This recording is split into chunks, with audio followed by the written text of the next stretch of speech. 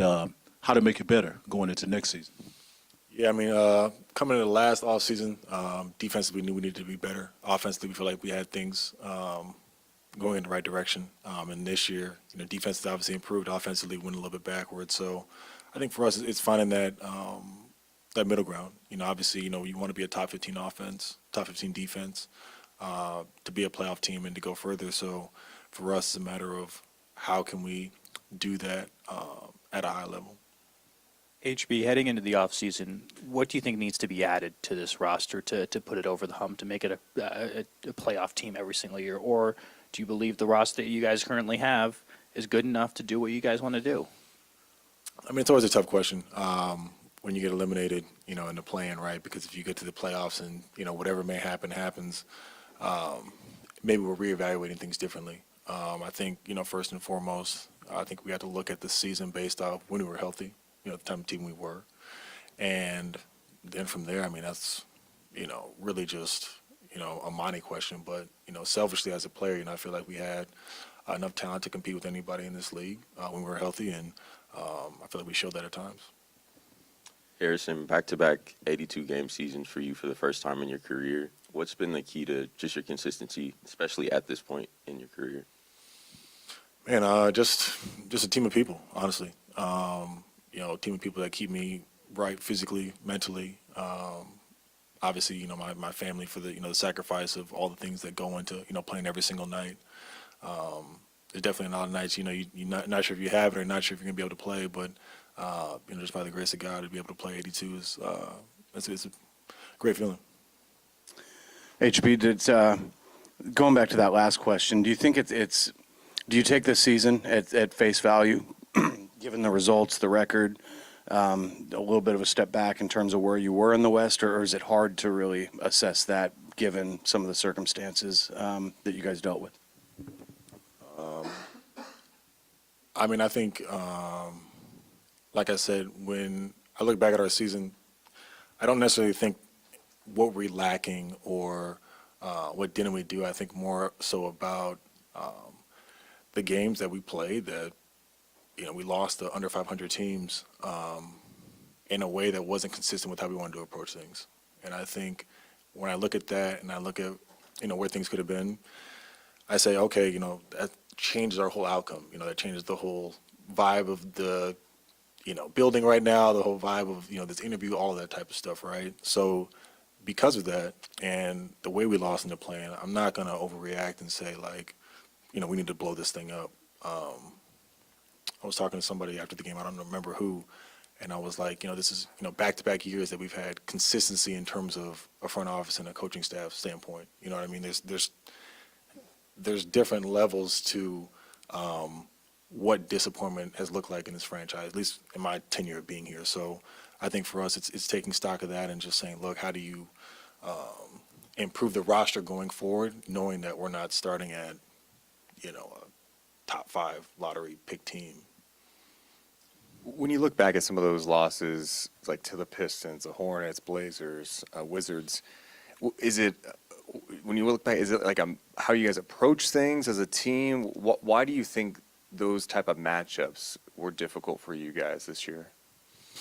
I think it's just finding consistency. I mean, I think when you look at some of these games that we've lost and you look at where the top 5, top 6 teams in the West, I mean, those teams, they took care of business on the nights that they were supposed to. And I feel like a lot of times we won games, maybe we weren't, I mean, in light of today's circumstances, I don't want to say favored to win, but against teams that were up there in the standings. And there were games where, we should have won, that we just didn't have the right mental approach. And it comes back to, there's not always going to be, there's going to be a tomorrow, there's going to be another game.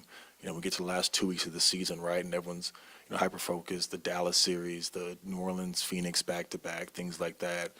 Looking at the standings, the last couple games, those were those games matter. And, the coaches have talked about it. We talked about it as players early on in the season, right? But I think to actually go through that, last year when we did it, as a number 3 seed, it's a little bit different. But this year, where those games actually mattered, it came back to bite us. And then one more, Malik's going to be a free agent, and obviously he's had a great year. What has he meant to you guys, and have you had conversations with him? Will you try to convince him to maybe even take a pay cut in some ways to stay here? I think you said it right. I mean, he had a great year, sixth man of the year, without question. So I think it's a credit to him and what he's been able to accomplish this year, but what he's given our team. And when he went down, obviously that was tough to replace. But I think he knows that he's got a home here. We all want him back. We understand the business of things. We understand the nature of how that works, and ultimately, he'll make whatever decision is best for him. And the economics are what they are. But in terms of wanting him to come back or him knowing that we want him to come back, I don't think that's any question. I mean, he's important to this team. He's important to what we do. And more importantly, I think the friendships and the bonds that he's made here, I think, supersede all of that. HB, you talked about the consistency of the coaching staff and the front office over the last couple of years coming into the season. The consistency of the roster as well, bringing the core back, including yourself, was, I know, a big talking point. Can you provide the player perspective on how you felt that played into kind of the growth of this team, especially on the defensive end, and the positives from the player standpoint of keeping a group like this together and sticking with it and not reacting to a season and making changes or things like that? Honestly, it's just having a shared experience. I think looking, like I said, not to keep dwelling on the past, but just like going from year to year, like when you're constantly like flipping the roster, like it's tough to know what you're building. And I think from last year to have that group to this year coming in with a different expectation, and frankly falling short and feeling what that feels like, right? I mean, in a span of 48 hours, you go from like a great play-in win to a, disgusting play-in loss, right? So it's all part of a process, right? Having these guys here, going through that. I mean, still understanding that, the growth from a Keegan, a Keon, a Davion. I mean, there's still moments where you look at that and you say, okay, there's things that we can take from this experience, even though it was, a disappointing end to the season, even though obviously it was a painful finish, things like that. To not be able to beat New Orleans this season, there's still some positives that can be taken away, from the group. Harrison, we talked about sort of the inconsistency of you guys as a whole this season, but you personally had kind of an up and down season. What is it that you think contributed to that? Was it opportunity? There's a myriad of things that could do it, but what was it that you feel like that caused sort of the inconsistency in sort of your numbers? Yeah, I mean, I think a lot of it was just role. I think at the beginning of the year, I think we were still trying to figure some things out.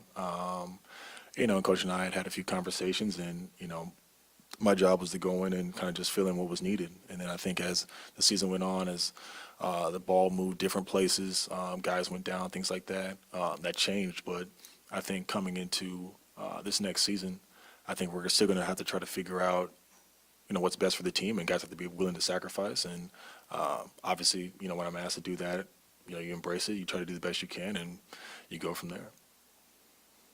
Hey, Harrison. Coach often talked about the value of where the team wants to go has to come from within the players. How do you feel like you all have progressed this season in pursuit of that? Sorry, say the last part one more time. How do you feel like the players? How do you feel like you as a group, as players, has progressed in that regard? Yeah, I think guys definitely they have a lot more ownership in what's going on. I think you have guys that are committed to being here, committed to winning, committed to trying to put their best foot forward, to make this franchise better. And I think when you have that, that's what makes the team better. It can't just necessarily be, coaches talking or things like that. I mean, guys are really starting to take ownership in that, like I said, embrace that. And I think that's what's going to allow this group ultimately to be better. Going back to the consistency within the organization, for Mike specifically, what has he kind of meant to you at this point in your career, and why do you feel like he's been such a good fit here for this team? Yeah, I mean, Mike's done a great job of, I think, instilling a culture of discipline and just accountability to everything that we do, whether it's how we prep, our practices, our drill work. He's definitely more old school in that regard in terms of just making sure that we go through everything. But I think for our group, laying that foundation is big, and I thought he did a great job of doing that this season. Harrison, De'Aaron grew defensively, leading the league in steals, established a high volume of three-point shooting, averaged 30 points per game earlier on in the season. With the stars you've played with in this league, what do you see the next step for him being, or just his evolution and where he can still go? Yeah, I mean, I don't think there's any denying what Fox is capable of. I mean, I've played with some of the best in this league, some of the best to ever do it, and he has that potential. So I think the next evolution for him, honestly, is really just continue to do what he does, but continue to make winning the main focus. You know, I think these last 2 years, I think, has definitely shifted the narrative around him necessarily. I mean, obviously, he's always had the numbers, but just, you know, winning more games, being in that conversation. And I think the only difference between him and some of the other guys in his position regarded in those conversations is the wins, the playoff experience, all that type of stuff. So I think as long as, you know, he works extremely hard, so as long as we continue to do that and continue to win, I think that'll continue to change how people in this league view him. Thanks, everyone. Thanks, Appreciate it, guys. Will do.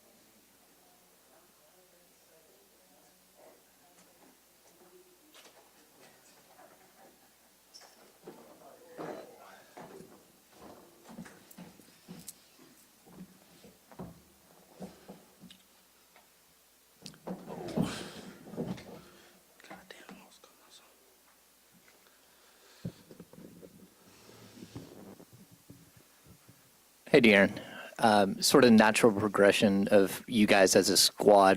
Where do you think you guys finish this year? How disappointed are you guys by sort of the ending?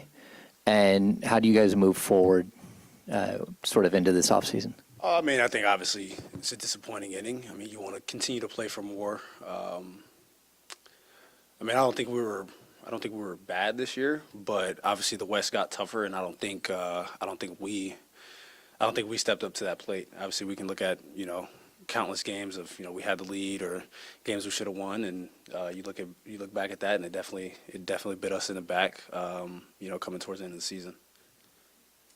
Darren, for you, how much is like just your confidence in the direction and kind of the construction of this group shaken by having a step back this year? I mean, I think we put ourselves, we were in positions to, have a better record. 46 wins is not bad, but at the end of the day, you see where this conference is going. You look back at games that we should have won, and you're looking like, oh, we could have had 51 wins or 52 wins, and you're sitting in a different spot. But at the end of the day, we didn't. We know that we could have been a better team this year, and we let some games slip away. But I mean, we're looking at 46 wins, and you're like, oh, it's a bad season. And if we do consider that a bad season, then we know that we have to be much better. But as a team, we know that we have to be better. We have to build differently, and I mean, that's not for me to do. That's for for the front office. But for me, I come in. You put in the work, and you go out there with the guys that you have. You go out and you battle. And I'm glad that we were able to do it with this group. I mean, 2 wins from last year put you from the 3rd seed to the 9th seed. So this conference isn't getting any easier. And we have to continue to build towards the future. And I don't think I don't think as a team that we were a bad team. I think that we had chances, and we just didn't seize those chances. Hey, Fox, you led the league in steals this year, also a high volume of three-point shooting with consistency. Those were probably the 2 biggest areas of growth throughout your career. So what's the next step, you think, in your evolution into that star potential that so many people talk about? I mean, I think just continue to be more efficient on the court, just from all aspects. Continue to be a better defender. Continue to get stronger, more athletic. I mean, you look at every aspect of the game, and I feel like I can continue to get better as a player. Continue to do whatever my team asks me to win games. I think I wasn't as good late in games this year as I was last year, but like I said, I think we took a step backwards a little bit as a team, and we still have things that we can continue to get better at as a group. Coach Brown often talks about how much adversity can help a group like this kind of grow going forward. How much do you feel like the adversity and the ups and downs of this season has kind of helped elevate you guys, and what kind of things do you think you're going to build off of it going forward? I mean, I think that always comes with consistency. I think that's always the word that that gets used. How can you become consistent? Defensively is usually where it is, because I mean, it's basketball. There are going to be games where you don't make shots. There are going to be games where other team makes shots. So for us, continuing to try to grow as a defensive team usually gives you the best shot to win games. You can be the best offense, but if shots just aren't going in that day, then what can you lean back on?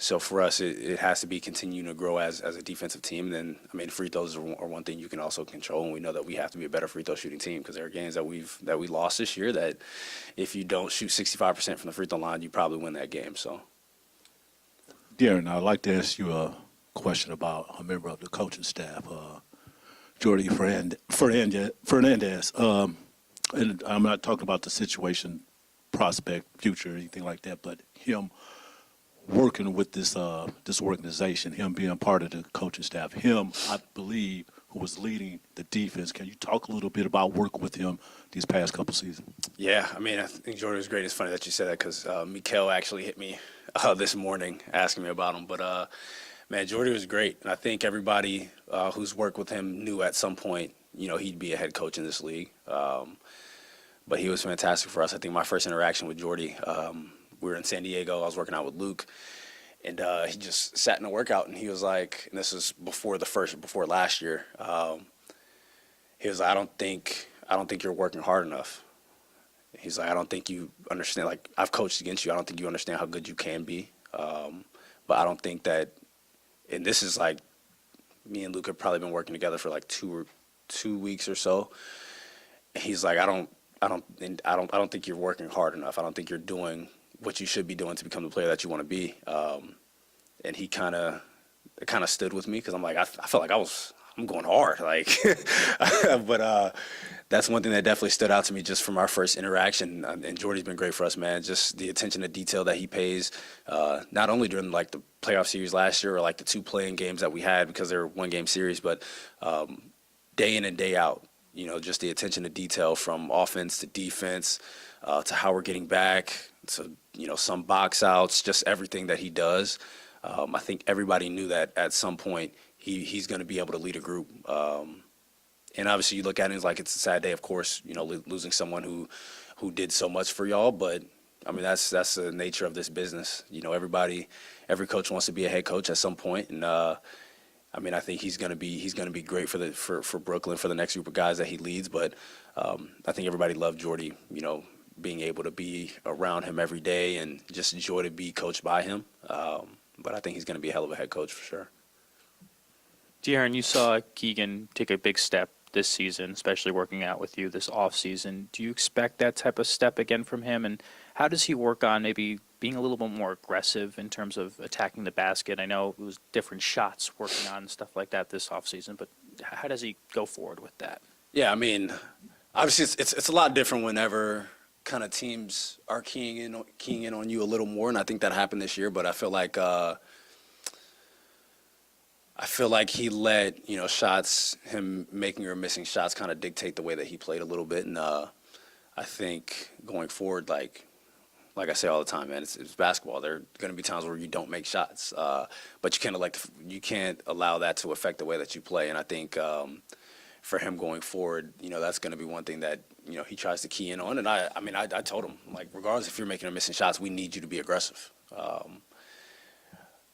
that just comes with. I think that comes with time being on the court. Obviously, there are some guys in this league that don't give a damn if they make or miss shots. Like, you're going to go into some games knowing that this guy is going to shoot 20 times. He does not care if he makes or misses shots. He's going to shoot the ball 20 times. And we need him to have that type of mentality because regardless of, I mean, at times when you're playing against some people, if they miss their first two or three threes, we're like, oh, we got him. Like, he's not going to shoot the ball. He doesn't even want the ball anymore. And you can't be that type of player because that does nothing but hurt your team. But obviously you don't want to be the guy that can go 0 for 20 because that could also hurt your team. But Keegan's confidence just continued to grow. Obviously he became more comfortable putting the ball on the floor, but we need him to be even more comfortable putting the ball on the floor. We can't have you out there, dribbling the ball and looking like you don't want to dribble the ball. But I mean, he's growing as a player. I mean, he didn't handle the ball a lot in college. He was in the post a lot in college. And then his first year in the league, he just spotted up a lot, or he was coming off of pin downs. And obviously those things are hard to do. And we can talk about last game, like he's wrestling with Niji Marshall the whole time. Like, now you get the ball, now you're a bit tired. So we need him to be a lot more comfortable being able to play out of the pick and roll or be able to bring the ball up, because being in a wrestling match all game and then you finally get the ball, it's like, I have no legs after doing that. So just being able to be a lot more dynamic. Obviously, we know that he can come off of pin downs. We know that he can spot up. What else can you add to your game? And we definitely need that out of him. De'Aaron, obviously you took your game to new heights defensively this season, and you've talked a little bit already about an all defensive team. Is that something that's kind of on your radar moving forward in your career? Yeah, definitely. And I think, a lot of that comes with team defense as well. And it's, like I said, just continuing to build as a defensive team, I think helps all individuals in that aspect. And, if it comes, it comes. If it doesn't, it doesn't. But for us, I want to be on a team that's solid defensively, night in, night out. You know that you're going to, go through hell playing against a team. So we want to continue to be built defensively. And obviously, we talked about it after the last game, there doesn't have to be give and take. You look at OKC, you look at Boston, I think Denver, like all those teams are in the top 10 defensively, and you're talking about those teams winning championships, and that's where we want to have to get to. We don't want to have to sit here like, oh, defensively we're this, but offensively we're not that, and you're not going to win. I think it's like Detroit in like 2004 was like the only team that wasn't top 10 in offense that won a championship in the last whatever many years. But then you look at all the teams that won championships, they're top 10 in offense and near the top half of the league in defense, and I think the only team that wasn't was like one of those three-peat Lakers, but then they turned it up defensively in the playoffs because the year before that, I think they were like number 1 or 2 in defense, so you knew that they could do it. So we have to be able to be great on both ends of the court if we want to be a championship contending team. It seems like a lot of times you're talked about as if you kind of just are what you are, but how much do you feel like you have another level that you can reach? I definitely feel like, 26, I've been in the league for 7 years. I feel like I've gotten better every year. So why do I think that my growth just stunts now? I still have things that I can work towards. I've had stretches where I looked really good. I've had stretches where I wasn't good. So you want to obviously have those stretches be longer for a period of time, but obviously knowing that you're going to have a slump here and there. But I mean, I work at my game. I work at my game every day. Regardless if we just come in here and get shots, regardless if we come in here and go live, I work. So I don't feel like I'm done growing as a player. De'Aaron, obviously you've been here a while now. There's been a lot of turnover in your tenure here. But now the last couple of years, getting a little consistency from the coaching staff, obviously, and an opportunity to kind of build on things rather than every year tear it down and rebuild it.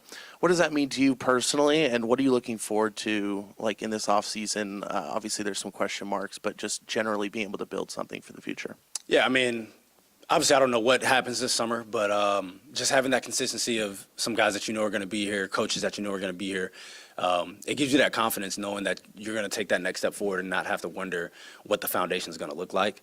And I feel like you can look at Dallas. Like last year, they didn't. Obviously, the year before they made the playoffs. Last year they didn't make the playoffs. This year, they make a trade at the deadline, and they look like honestly the best team in the league for after the All-Star break. So those are just like little things that you look forward to, and having that consistency as an organization. And I mean, it's fun. Obviously, and like we said, this conference isn't going to get any harder, but you don't want it to. I mean, it isn't going to get any easier, and you don't want it to. I mean, you want to be able to be at top of a conference like the Western Conference this year, and that gives you confidence going into the playoffs that you have a chance to win a championship. So if we are able to get better, if we're able to fight out and get a spot in this Western Conference, if we're able to get 50 wins like that gives you confidence. And like I said, 46 wins, we look at because we didn't make the playoffs, like, oh, that's not good. We're a couple blemishes away from having 50-win season, so I don't think we're very far off. Kind of along those lines, like just, you have the expectations that you get coming into the season, and then you kind of almost duplicate the record that you had last year. And kind of along those lines, you learn something about maybe your team. What's maybe the one or two things that might be on your mind most this summer when you think about where your team is at and what could lie ahead for you guys? I think one, it's like how much better can we get as players who are here? What could happen as far as trades or draft or what may happen. I mean, I look at what we have, and I think what could have been, what could we have done better throughout this season. And obviously there are things, if we make our free throws, we probably have 51 wins. Like it's small things that start to add up and start to snowball effect into a season. And now we're looking at it like, damn, we didn't make the playoffs. We weren't that good of a team, which could be true, which could not be true. But what can we do next year to put us in a better spot? And those are, obviously we have to look ourselves in the mirror as players. What could we have done better? And then, obviously the front office, what do we bring in to be a better team, to compete in this hard conference? And that's pretty much it. Thanks, everyone. Thanks, Jeff.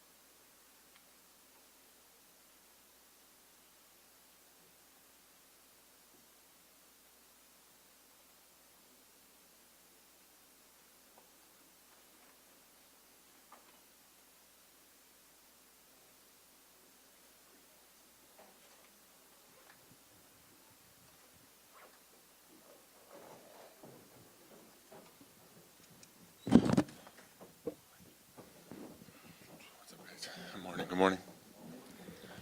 Good morning, Domas.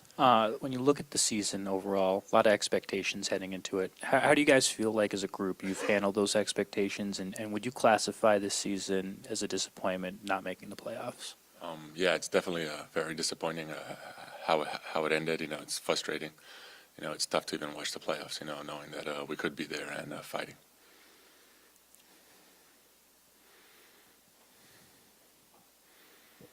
Domas, Mike talked a lot this season about you didn't catch teams by surprise anymore compared to last season. I'm just curious how you saw that and how you felt that on the court and how you think this team grew over the course of the year of recognizing that and still finding ways to win.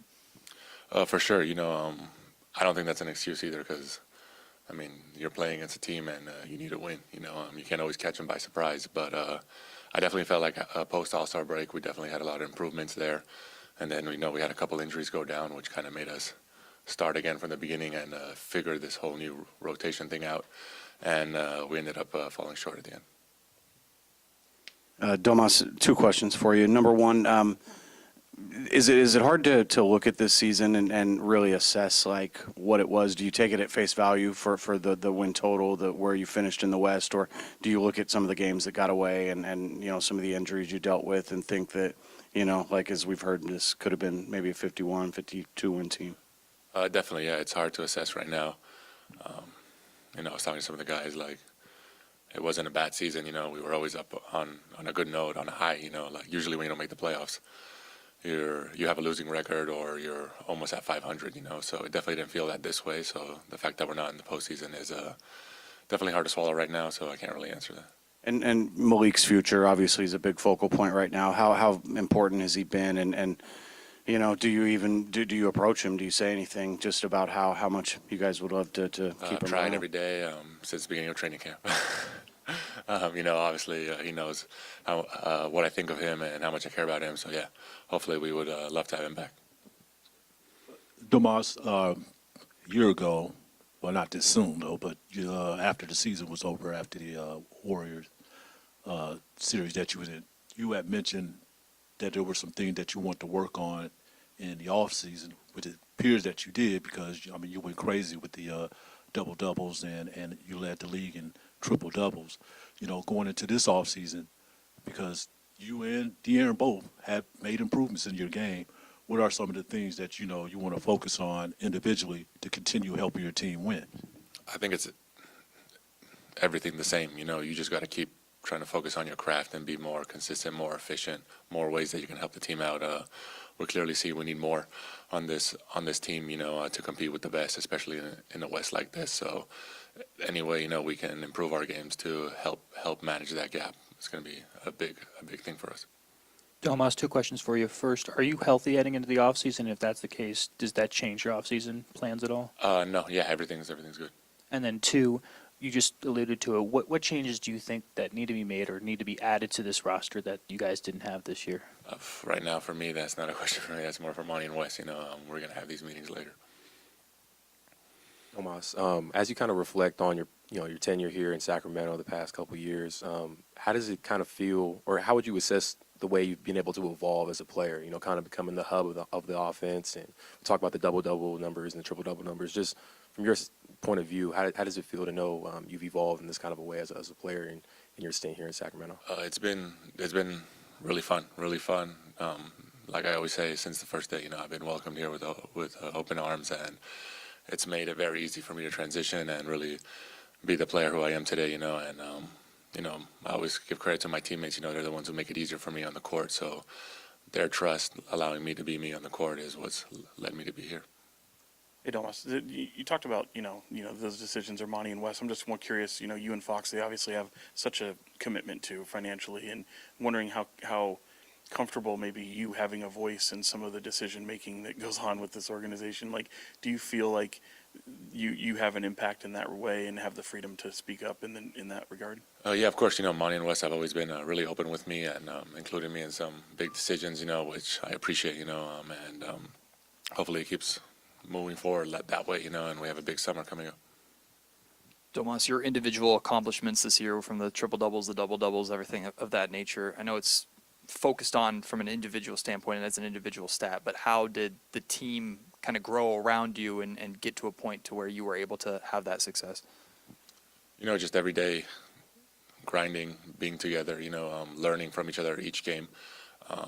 Season was a lot of ups and downs, with everyone with rotations, guys coming in and out, next man up, and us adapting to that, I feel like, is what kind of helped us get to where we were. We just fell short at the end.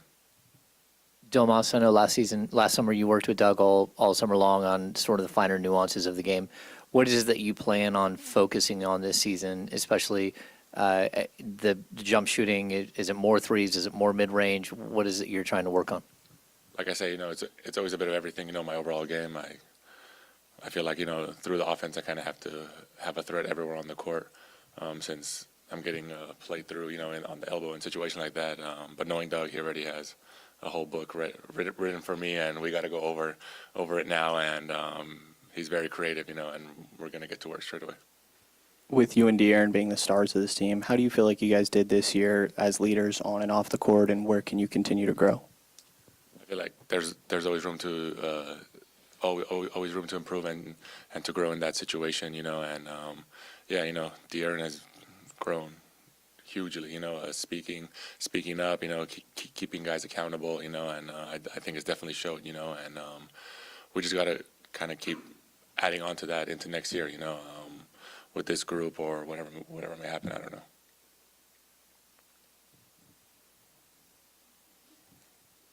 Domas, you're locked in, for quite a while financially and we're contract-wise here. De'Aaron's, going to come up sooner or later. Keegan's going to come up. Do you worry that when you take what might feel like a step back this year, that maybe some of the guys around you, their confidence gets shaken? Does your confidence get shaken in the direction and where you guys are going and what you can be? I definitely don't think it's shaken. If anything, it'll just motivate us more. I do believe that there always has to be a little step back before you kind of climb up all the way to the top. So the fact that it happened now, I'm only hoping for good things moving forward. Domas, on your right here. You've been asked about this a lot all season long, but now that it's over, the offensive side of the ball just wasn't what it was last year. The defense got better. You're obviously incredibly important on that end. Just what's your final assessment of why the offense seemed to take a step back and how big of a part of the offseason conversation is that going to be? I think it's going to be big. We got to go over things and see how we want to play. We had a really good year offensively last year, and this year, obviously the year before, we had a lot of players having career years, if efficiency-wise, and all that stuff, So that obviously had an effect this year.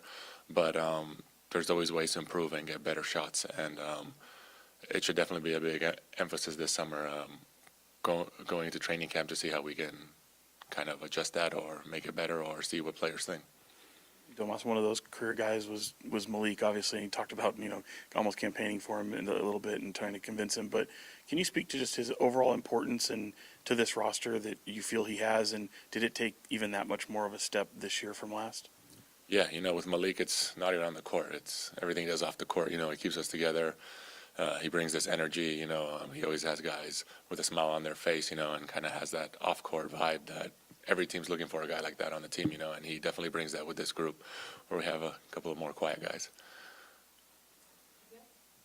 Oh, thank you, guys. Thank you. Sorry, Domas, one more question for you. Can you just talk about the growth of Keegan and what you've seen out of him? I know you guys, have a pretty good relationship. Just speak on his growth as a player and how you guys have kind of been able to grow together on the team. Yeah, we've all seen it this year. He's had games where he's shown flashes of really, really, really good basketball player. And hopefully we can keep adding to that this summer. And I know he's going to work hard. He's already talking about it. And just try to get him out there and be more consistent with us out there, and really, really be him. Thanks, everyone. Thank you, guys. Thank you. Thank you.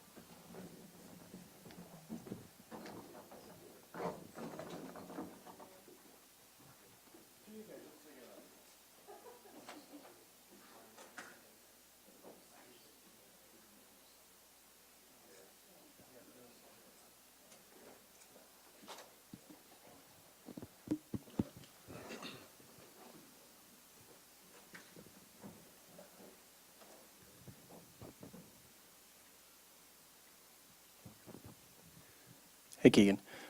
What was this year like for you? And, obviously being one of the younger guys on the team, but they're asking you to do a little bit more. So just kind of adjusting to the process of picking your spots and trying to be aggressive out there. Yeah, I think it was definitely a good experience for me. I feel like a couple of times, especially like later in the year, I feel like I was aggressive almost every game, whether I was hitting my shots or not, and things like that. But I mean, we haven't really had that. I haven't really had the opportunity when guys have gone down to be able to step in and kind of fill that role that we lost. So it was a good learning experience. Yeah, how you doing, Keegan? What up? So, it's your second year just wrapped up. Also, being on two, as you say, over 500 teams, here in Sacramento so far, and going to the third year, how do you think your role is going to expand with the squad? Just with trying to, go after another playoff run, hopefully trying to improve on next year. Yeah, I think I'm blessed to kind of be in that position where I'm on a team that wins games a lot, and being 10 plus games over 500. I mean, you don't want to take that for granted, and especially early in your years. So for me, it's just being able to be more aggressive, expand my game, not be as one-dimensional, and figure out where I can be effective in the NBA and how I can be consistent for a long time. Kind of, along those lines too, having the team that wins, you experienced a lot of success in that rookie season and obviously success this year as well. How much different did it ultimately feel? And I just wonder, was there a point in the season where you said, man, this might be a more difficult stretch than what we had even anticipated?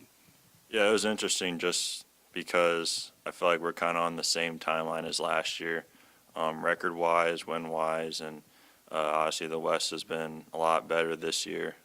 So it was different, just kind of going through those games, having really important games late in the season, 2 weeks left in the season, things like that. So obviously it was a different stretch and one that you can learn from. Obviously it was disappointing to lose a lot of those important games down the stretch. That could have solidified us getting in the playoffs, not having to play playing games.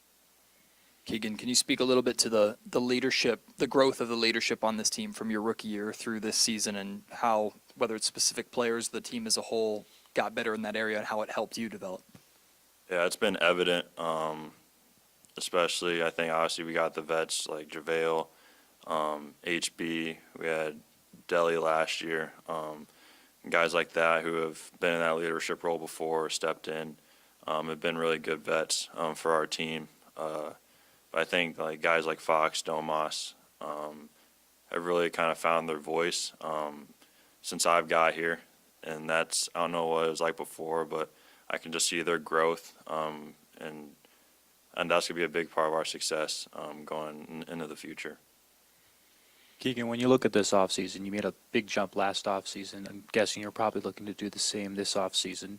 Specifically, when you look at your aggressiveness, is that something that you can work on in the offseason, or is that a mental thing where it's going to be like, hey, in the game, if I'm not having a good night, I still have to attack the basket and be relevant in the game?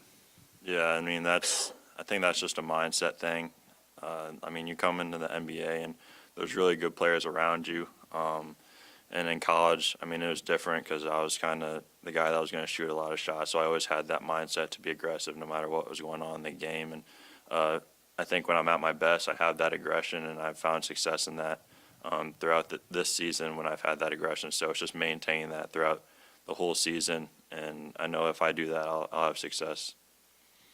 Keegan, this seems to be an extraordinary coaching staff. I know Dutch been working with you and Luke Klaus, with Fox, and Lindsey Harden had been there, and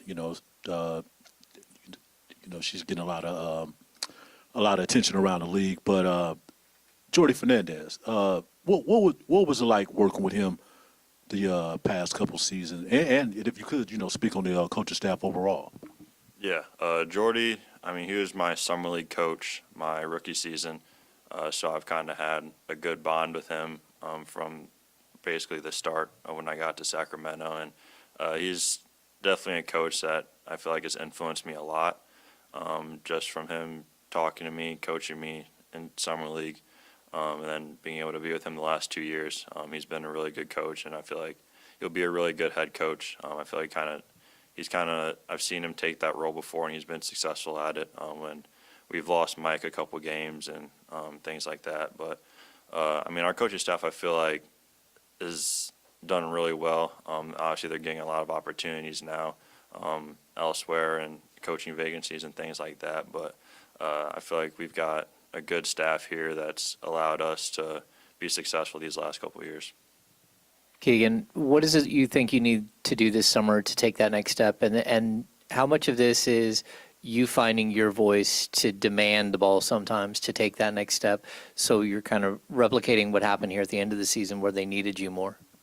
Yeah, I think, honestly, at the end of the year, I feel like I had good moments. I've had moments that have been a little rough, but just being able to not be as one-dimensional, and by that I mean just not being always reliant on DHOs, guys passing me the ball, things like that, being able to play in a pick and roll, being able to bring the ball down the court and create something for a teammate, and things like that. So it's not always about scoring the ball, it's about being able to play and make, and that's something I want to get better at, because when I am scoring the ball, I do draw a lot of attention. So just making guys' lives easier, I think that's a big goal of mine throughout the summer.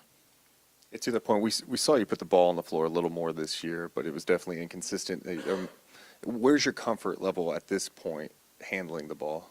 I've honestly gotten a lot more comfortable as the years went on.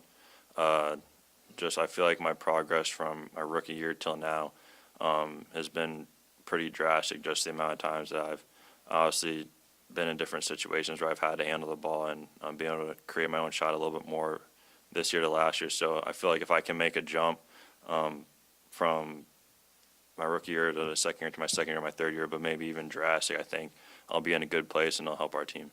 And last one for you on this.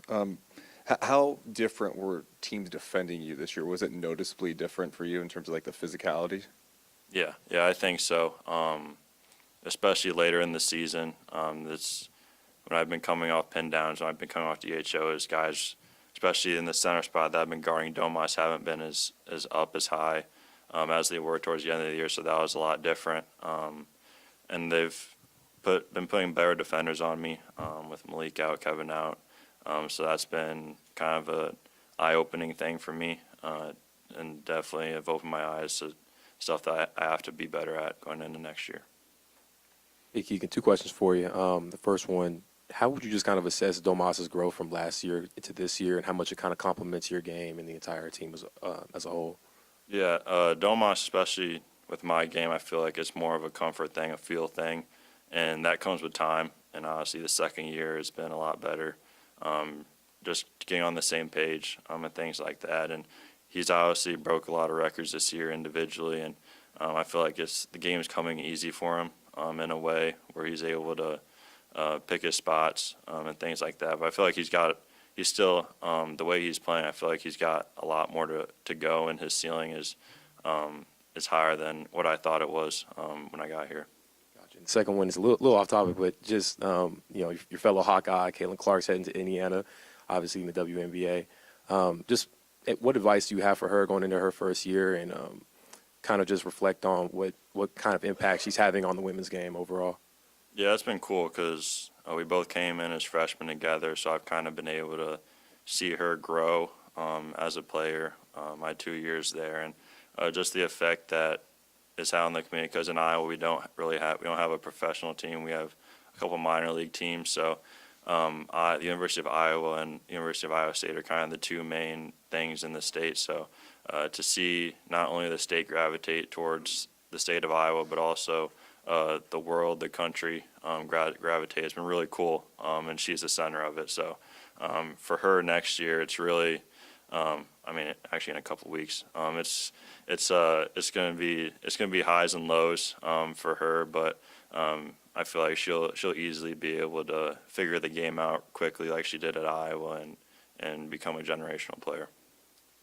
Keegan, how difficult are the what-ifs going to be for you guys this summer? When you look at like some of the games that slipped away, some of the losses to, kind of bottom feeder type teams, and where maybe, your win total could have been and where you could have finished instead in the West? Yeah, that was a big thing that I kind of reminisced on. I feel like a lot of games. I think we had a stretch where at the end, the last couple weeks, we had 20-point leads and couldn't maintain that lead. And obviously, the bigger things are the games in the middle of the year that we should have won, we lost, and things like that. And obviously, during the season, you're going to have close games. You're not going to win every single close game, but a lot of games I felt like were easily controllables. So that's obviously frustrating and disappointing, and it's just something that obviously as a team we have to get better at. It's not much individually, but as a team. Keegan, too quick for you. First, a day before the Pelicans game, you said you wanted to enter the offseason with no regrets. Do you feel like after all that you've accomplished this season that you're doing that? I mean, after that game, it's just disappointing. I wouldn't say individually disappointing, but just disappointing that our goal is to be in the playoffs. So it's tough watching the games now. But for me, I feel like I had a good year, and obviously it's a year that I wanted to be a little bit better. But I feel like in life, like the regrets and things like that really going to help you learn. And I feel like I'm at a good spot where I can take that last game and learn from it. And then secondly, a lot has been kind of made of yours and Fox's relationship just with the offseason work that you guys put in together. But I'm curious, what was your relationship like with Malik? I know he's kind of your biggest dunk critic, and you guys have that silly little like thumbs down celebration. What has he kind of meant to you over the last 2 years? And obviously he's like a trending topic this offseason. So can you just talk about like what he's meant to you over the past 2 years? Yeah, I mean, he's been one of my closest friends too. Just being able to joke around with him because he always keeps it lighthearted and things like that. I mean, especially last summer, I went golfing with him a lot, so we kind of built that bond on the course and things like that. And that's a good way for us to kind of gravitate toward each other. And then on the court, we can push each other's buttons a little bit, and then we always come back, and it's a good bond. So obviously, he's got a decision to make this summer, and he knows what's right for him, and whatever he decides to choose, I mean, I'll have his back no matter what. Keegan, a couple questions here. One, spotting up for you.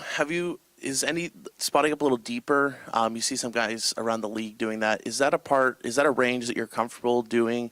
Is that something you might work on this offseason? Is that any part of your planning going in the offseason? Maybe being able to spot up a little deeper next year? I mean, it's obviously helps when you can shoot a couple feet beyond the 3-point line. One guy, Trey Murphy's really good at it, being able to shoot, and that it helps the team. It expands the floor and things like that. So I've been working on it. Obviously, haven't been as comfortable with it, but obviously it's a room to grow in that area because it just helps the spacing of the team. Gotcha. Okay. And is there any chance in this offseason playing golf that you're going to buy Chris a hot dog at the turn? Oh no, I forgot about that, but nah, probably not. To be honest, he's doing well himself, and he can take care of that. Thanks, everyone. Thanks. Yeah, thank you. Oh, that was me.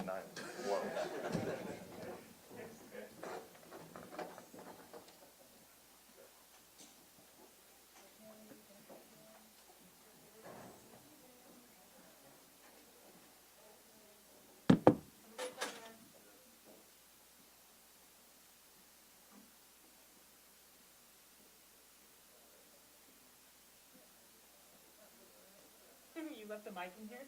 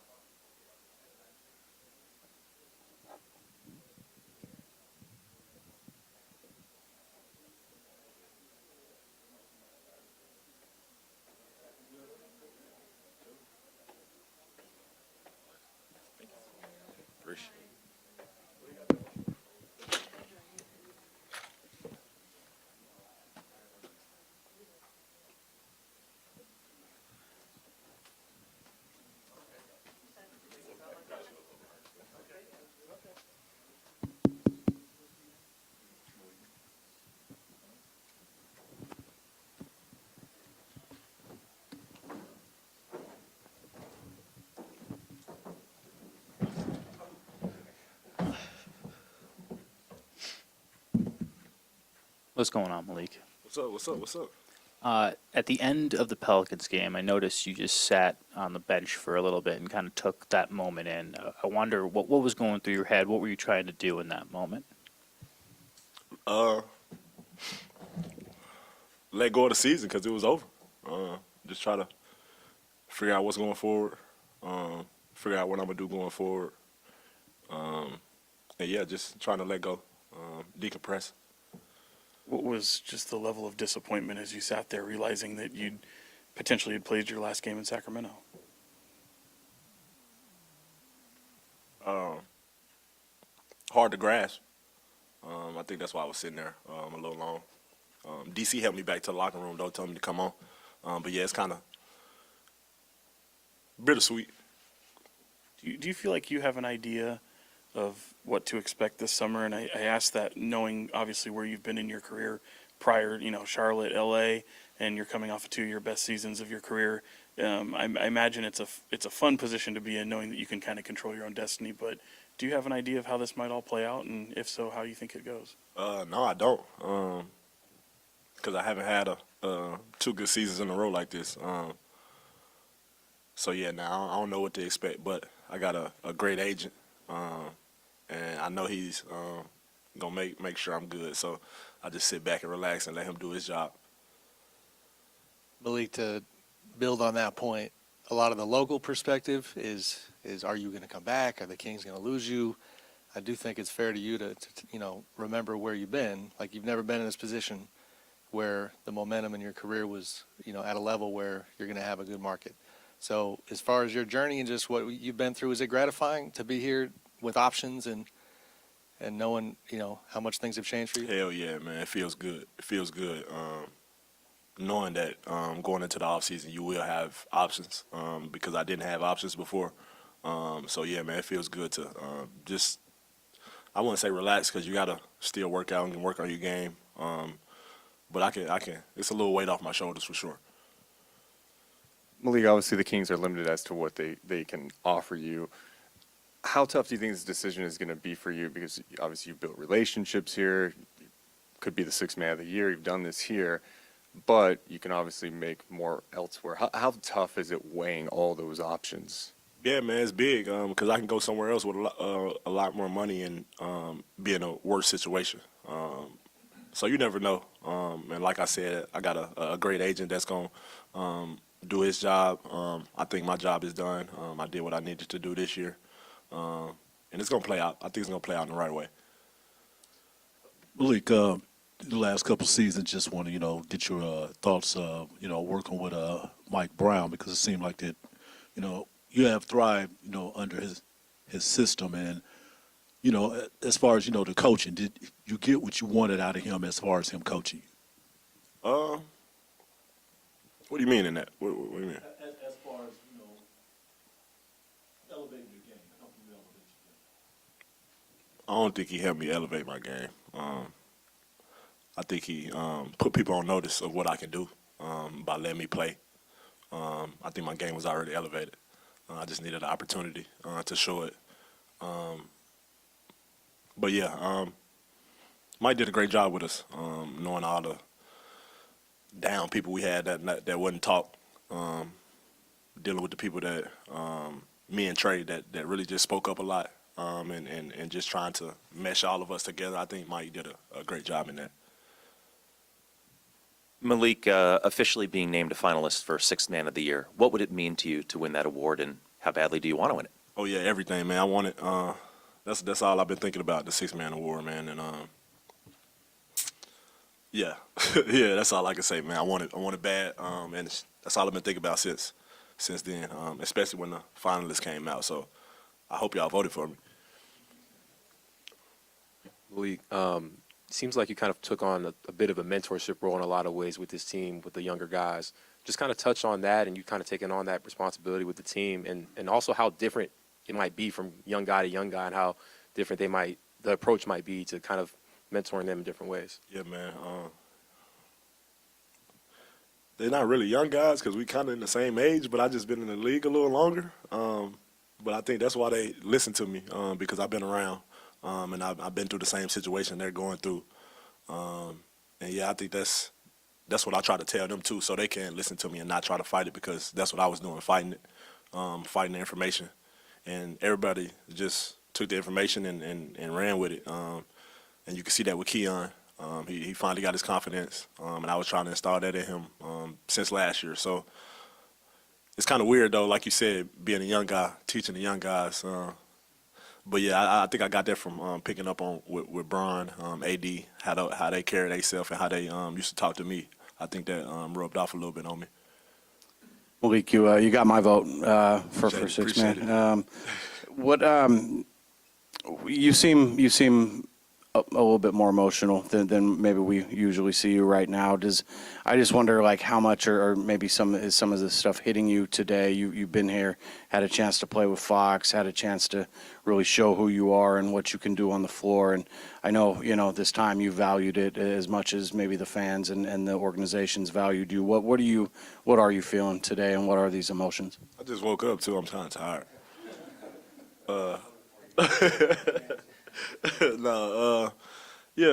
Emotions are everywhere, man. Like you said, I came here with one of my best friends, turned the organization around, turned the city around. The city loves me, and I said before, I love the city. So yeah, man, the emotions just everywhere right now, and that's something I got to deal with being an NBA player. So I'll be all right. Couple questions for you, Malik. First, Keegan just said no matter what decision you make, he'll have your back forever. Domas, De'Aaron have echoed kind of the same thing. The support that they have, knowing that obviously they want you back, they want to keep playing with you, but they support whatever you do and are encouraging you to seek what's best for you. I guess, what does that mean to you? Everything is everything, man, because they didn't have to accept me when I got here, besides Fox. But nah, yeah, man, they didn't have to accept me how they did. It was great. They all welcomed me, and like I say, they all listen to me now. Since the last 2 years, I think I stepped up as a leader for the team, because Fox not that vocal, Domas not that vocal by telling people what to do or trying to better people. He just shows he goes out there and dominate, and I think that's the way he leads. So everybody got a different way of leading, man, and I think they just accepted me to be the leader of this team in different aspects. And then secondly, I imagine these last few weeks have been difficult, sitting on the sidelines, watching that stretch and watching the play-in. Obviously not the result you guys wanted, but I guess how proud are you of the effort and the fight and the Golden State win and everything to get to that point, and how much you were a part of that? Yeah, man, it was great seeing those guys compete like that, man. But I didn't like it at all, because I was watching. I wasn't out there with my guys doing the thing I love the best. So it was kind of bittersweet, like everything's happening right now, man. But yeah, I loved it. I loved it. It was a great season. Even though it ended like it did, we showed a lot of heart. I'd imagine it's a good spot to be in, but how tough is it to balance, getting paid as you've played yourself into, and also finding what an ideal spot is for you? That's my agent job. Nah, yeah, man. I'm gonna just take a little time to relax and decompress and not think about it right now. I know my agent is working hard and probably got some options, so that's another reason why I can relax. All right, Malik. Yeah, so 2 questions for you. Like just overall, since you've been drafted, you've had that 6-man role when you were in Charlotte, down LA with the Lakers, and now up here in Sacramento. And just knowing that now you have mentioned having options, going to a different team in free agency, do you always see yourself as just having that 6-man type career, or are you looking at going to a system to where you want to be more of a facilitator on the offense? I think I facilitate while I'm being a 6-man, but yeah, I definitely want to start. I think I've been saying that I wanted to start, but if it's not fit for the team for me to start, I'll come off the bench and be the best. So I just take my role and run with it. Yeah, and the second question, we think about just these connections that are getting made with former college teammates. We think about in New York with the Knicks, with the Villanova connection with DiVincenzo, Brunson, and Josh Hart. And here in Sacramento with Trey Lyles, De'Aaron, and yourself, is that going to be a push for you to want to stay in Sacramento, just to keep that nucleus of the guys that you've pretty much came up with and have established, just a system here overall?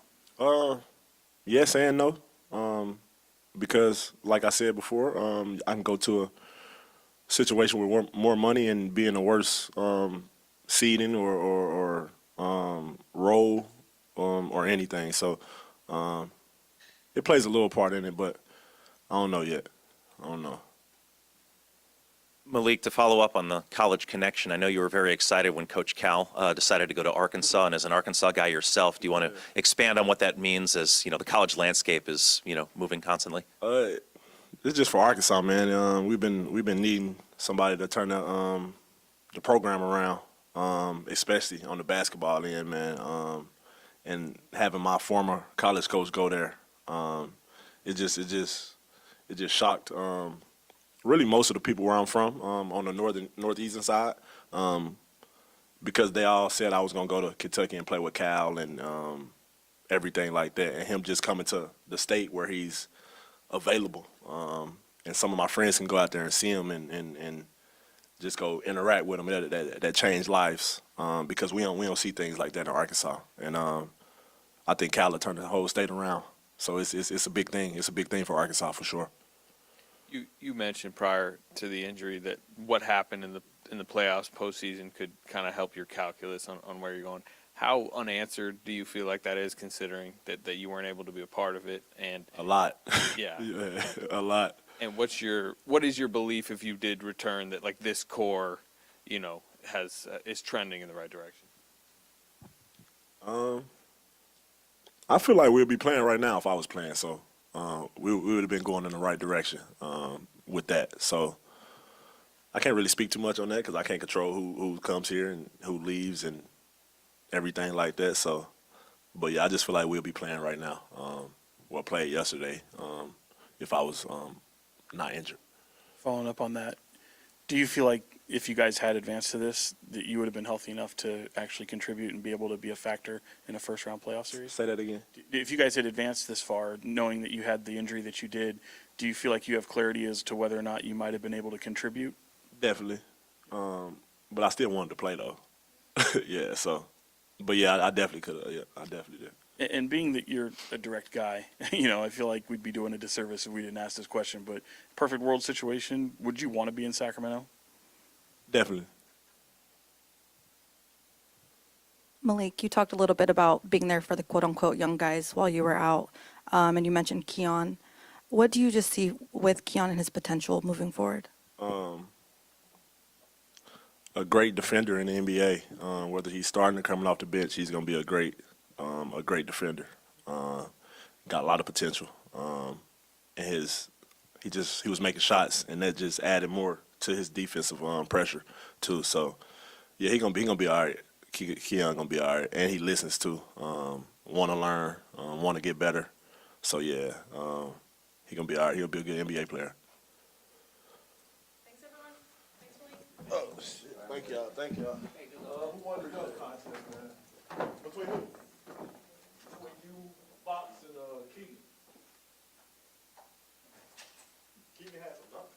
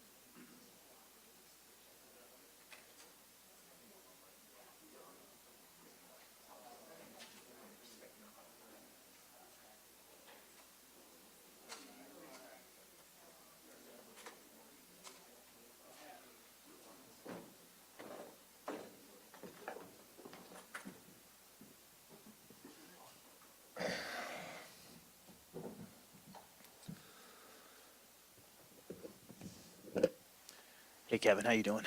Good. How y'all doing? Doing well. For you, timetable-wise, when do you feel like you're going to be able to get out of that brace and start being able to take shots again and just trying to get back into basketball activities? Yeah, I should still have got about 4 more weeks in the sling. They said 12 weeks out from surgery was start shooting, doing on-court stuff. I'm already kind of ahead of schedule a little bit. So, we're hoping August is contact. Should really be on pace for training camp in spring and, September. So, a couple more weeks in this, though.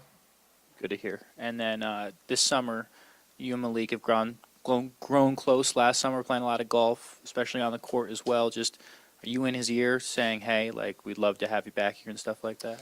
Yeah, I mean, we all are. I think there's a lot of talk about him today. Everybody knows the situation. We love him around here. He's great energy for this organization. He's a big voice in the locker room. He's really everybody's best friend on the team. But it's a business. We all know that. It's a business, and we know the situation here. And I think a lot of that will dictate, how other teams see him. I think everybody knows how this team and this organization sees him. And so everybody hopes he's back. We hope it works out. But it's a business, and you got to respect him for wanting to go get paid, obviously. Kevin, how tough was this season for you? Not only like just on the court, then the injury, and what did you learn about yourself this year? Yeah, I mean, frustrating season. Frustrating is definitely the word. Even before the injury, just a lot of ups and downs. A lot more downs this year than I think in previous years, and continuously trying to be positive and letting work kind of and staying in the gym just kind of drive my mental state and just staying in the game, staying positive, and you learn a lot every year. This is year 6 for me, which is kind of crazy. Experienced a lot in this league already, and just continue to try to get better as a player and make it through certain situations. And I think I learned a lot personally this year and how to get through certain things, and hopefully it obviously benefits me the rest of my career. Kevin, from the outside perspective, it kind of looked like you and both the offense-defense relationship kind of were on the same page, to where the more that was asked on the defensive end, sometimes the offense would take a dip, and that could be said about the entire team. Just from your perspective on that, the balance of working hard on one area and it potentially taking away from another, do you see aspects of that, or do you believe you don't have to sacrifice one for the other? Yeah, I don't think you should have to sacrifice one for the other. I think best players in this league and best teams can do both, and so I think our team is capable of doing both. I think me as a player, I'm definitely capable of doing both. I don't think you should have to sacrifice one. Kevin, to follow up on your remarks about Malik, he usually pretty nonchalant. He seemed to like the emotions might be a little heavy for him today. Have you guys had some emotional conversations back there with him, knowing what could be coming? Not really. He keeps things pretty light. He's a good view on life. I think we were talking about him going and golfing later today, probably, or at some point over the next couple of weeks. But haven't had any heart-to-heart like that. We've talked, but it hasn't been too heavy. Kevin, I remember one time Keon had mentioned when he was getting some playing time, he was working with you and he was trying to find out, where you like the ball and those type of things. When you see a player like this, coming in and sign as a free agent out of college, wasn't drafted, and move up the ladder like that, and come in and make a big splash about that in his development. What's your thoughts about that? His growth in the last couple seasons. Yeah, it's been great to see. Being with him the last 2 years, him, me kind of meeting him coming into summer league last year and trying to be around the team. I've always loved Keon's game. He just kind of does a lot of intangibles and things you don't always notice right away. If you're looking at box scores after games, he's somebody, if you watch the game, just watch how he affects the game, you realize how much he's doing. And so even going against him in practice the last couple of years, a lot of last year, him being up and down, G League to our team. And even at some points early this season, I think he got officially signed halfway through the year. And so it's a great story, a nice NBA underdog story. A guy that deserves it, guy everybody loves in the locker room, someone that you root for when this type of thing happens to him. He's worked hard to get here. He's earned everything he's gotten. Kevin, Mike played a lot of 3-guard lineups at the end of the season. I was wondering, would you be comfortable in that, like moving to a small forward role, if you were asked with that moving forward? Yeah, I'm open to anything, to be honest. Played in a lot of those types of lineups in my time in Atlanta. Even in playoff series and guarding bigger defenders and in some ways guarding smaller guys. I think that's always been a strength of my game, kind of being able to fit into different roles and whatever's asked for me on this team, I'm for the most part willing to do. On paper, Kevin, this team is loaded with three-point shooting talent, and Mike has really leaned into that, giving you guys the green light. As a whole, though, it's been a pretty inconsistent three-point shooting year. You're one of the best three-point shooters on the team. I guess, what do you attribute that to, this team kind of dipping from three and relying so much on that shot? Yeah, I think it's how we're getting those threes. Shot quality, I think, is big in that. I go how we're getting them. We talk about spray threes a lot all year. DHOs in general, our offense has a lot of those. It's a tough shot. If a lot of your threes are getting sprinting off a DHO full speed, rising up and shooting, like that's a tough shot to take. And me and Keegan take a lot of those, and Malik has taken a lot of those. And the high percentage looks you can give, we're playing inside out, hitting Domantas in the middle of the floor and letting him make plays, I think is when we're at our best. And the threes that you don't love are probably early shot clock, depending on when that comes in. The ones that are off the dribble, times where it just kind of feels like maybe we're settling, and everybody has been a culprit of doing that. So it is a strength, but three-point shooting is a strength of a lot of teams in the NBA. It's just kind of where the game has gone. You look at Dallas Mavericks and how they play. I think, for me, that's the first one that comes out the top of my head. It feels like they shoot 73s a game. It's obviously not 70, but the way that they get those threes or skip passes and Luka making plays and finding guys, and it's not how our offense runs, but that's just the NBA, and it's how are you going to get those looks? Mike always talks about the potential benefit of dealing with things, adversity throughout the course of the season. You're definitely had it in and out starting lineup, some up and down shooting, and then the injury. Just what was it like for you to deal with that this season, and what do you feel like you learned? Yeah, I'll just go back to the word frustrating. A lot of stuff happened behind the scenes, conversations, trying to understand, the rhyme, the reason for what we're doing and what the coaches are thinking, what the players are thinking, just trying to get on the same page. And I think that was something that we just kind of went through, really cycles over the whole course of the year. It kind of felt like I was just going in cycles. I'd play well for a couple weeks, and then I'd lose it for a week or two, and then come back and I'd play well. And it's not how I want to play. It's not how you guys want to watch us play. So just continuing to try to find consistency with how I can fit in with this group, this offense, the other players that we have on our team, with the coaching staff, trying to figure out exactly what they're looking for me to do on a nightly basis, and trying to limit those downs as much as you can. Kevin, I'm actually, those frustrations, that adversity that you mentioned, I'm kind of curious about the human dynamic. You experience that, and then, you have the injury, and then the team as a whole doesn't punch through to the playoffs like you did last year. I'm wondering, is that kind of is that a burden at all on you as you head into the offseason thinking about those what ifs? Yeah, I mean, there's always what ifs going into any offseason. Even on times going into my second year where I played a lot as a rookie, there's always a what if you're going to be on the team next year. That happens every single year, unless you're maybe De'Aaron Fox or Domas on this year's team, or Keegan, whoever would be the absolute safest person. So that's something that you deal with every year. I just think I've always had a good support system. Our coaching staff here did a good job of trying to reach out and be there for me when I had questions or was trying to understand different things. And my family back at home, the people I trained with in the summer, had a lot of people reaching out over the course of the year. And then the injury definitely felt like the icing on top. But to be honest, I kind of go back, I probably had my best career as a pro last year. And so then this was probably my worst year as a pro this year. And so I think in a lot of ways they balance out. And if you look at it lightweight, hey, next year we should be back. I'm optimistic about getting through this summer, through this injury. I'll be in the weight room a lot, which I think is always fun going into an off season. And next year I think I'm looking at it really positively and think that you'll all be back. Yeah, Kevin, how do you balance it? I mean, the injury aside, you weren't having your typical year, and going into an off season, how do you mentally either prepare differently or just look at the game differently in order to get yourself back to the player you were last year or the previous seasons? Yeah, every off season I think, especially the last couple, I've tried to go into it with a game plan of just how I'm trying to get better as a player.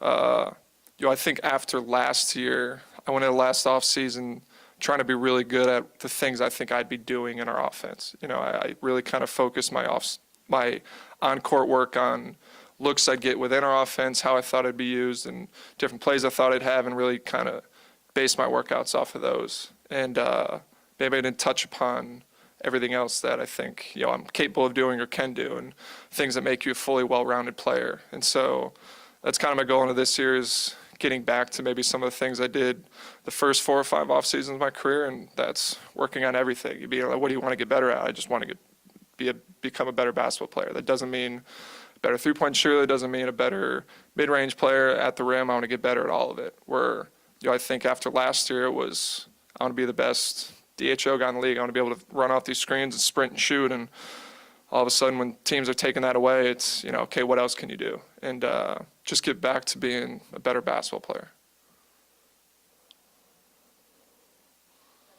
Cool. Thank you, guys.